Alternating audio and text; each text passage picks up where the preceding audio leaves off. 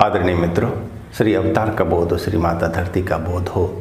मित्रों, मैं स्वामी धर्मदास उदासीन आप सबका धर्म बोध में स्वागत करता हूं। और आज का विषय है कि जग में, संसार में होती हैं 4 तरह की स्त्रियां।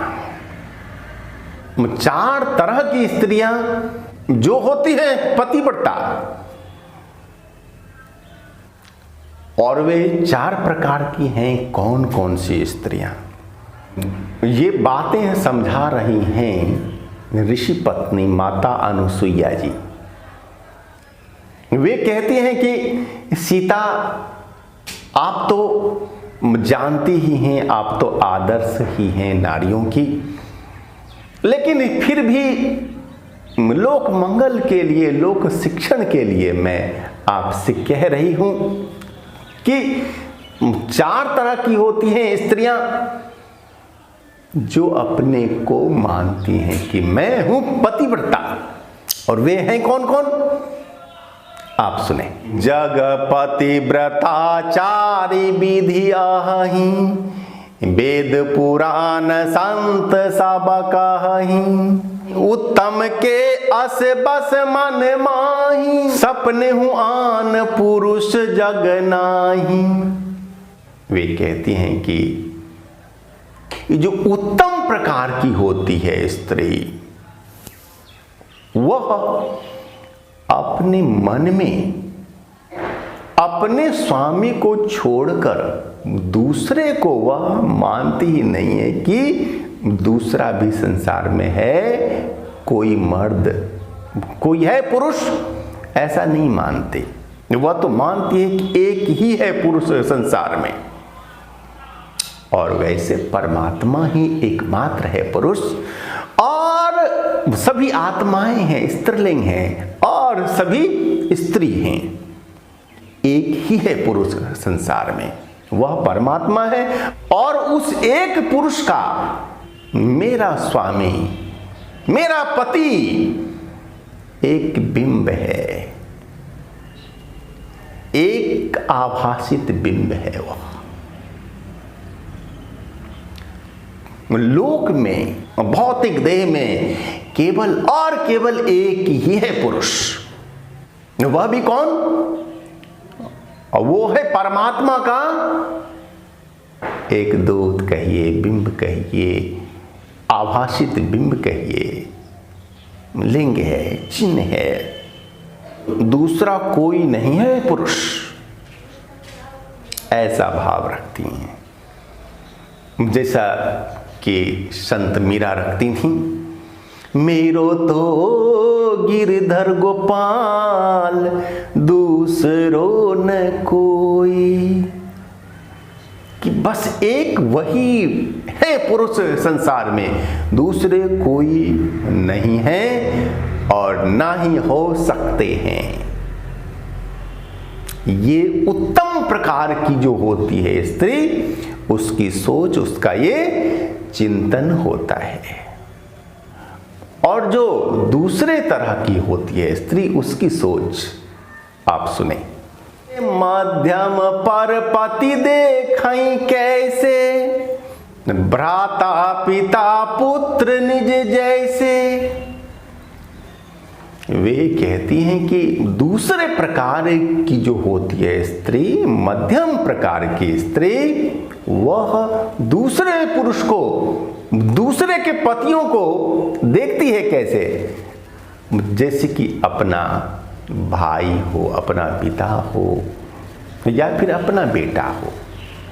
तो वह इसी भाव में दूसरे जो होते हैं मर्द पुरुष को देखती है।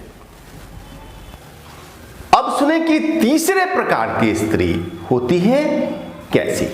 धर्म विचारी समुझी कुल रहाई, सो निकृष्ट त्रिय श्रुति अस कहाई। निकृष्ट प्रकार की, तीसरे प्रकार की जो स्त्री है, वह धर्म कुल की मान मर्यादा को ध्यान में रख करके रहती है घर में। एक बंधन होता है खानदान, परंपरा, धर्म का, और बंधन को महसूसते हुए वह दुराचार से दूर रहती है।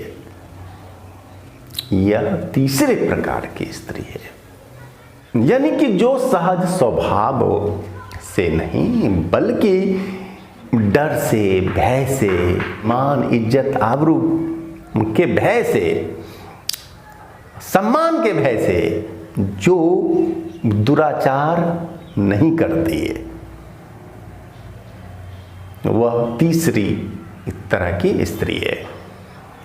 और अनुसुईया माता आगे कहती हैं, बिनु अवसर भयते रह जोई, जानेहु अधम नारी जग सोई।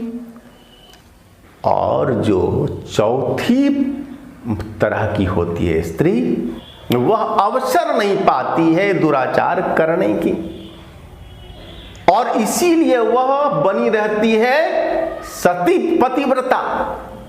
यदि उसे अवसर मिले तो वह तुरंत ही मर्यादा को तोड़ देगी, और ऐसी स्त्री को अधम कहा गया है। और आगे माता अनुसुईया कहती हैं, पति वंचक पर पति रति करई, रौरव नरक कल्प सत परई, रौरव नरक कल्प सत परई। और इस तरह की जो स्त्री होती है कि जो कि पति को धोखा देने वाली होती है, तो वह स्त्री कहती हैं कि रौरव नरक, भयंकर नरक में वह सतकल्प तक, 100 कल्प तक, या 7 भी आप इसका भावार्थ ले सकते हैं, सतकल्प तक वह रहती है रौरव, भयंकर दुखदाई नरक में। और आगे कहती है माता कि जो पति प्रतिकूल जन्म जहाँ जाई, विधवा होई पाई तरुणाई।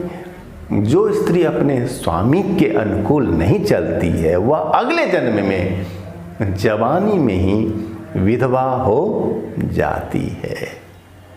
तो बहनों, आपने सुन लिया कि होता क्या है। अगर आपने इस जन्म में अपने पति के साथ धोखा किया, तो फिर अगले जन्म में आप जवानी में ही होंगी विधवा। यह शास्त्र वचन है। अब वीडियो लंबा हो रहा है, इसलिए हम अब अपनी वाणी को विराम देते हैं। ओम शांति शांति शांति।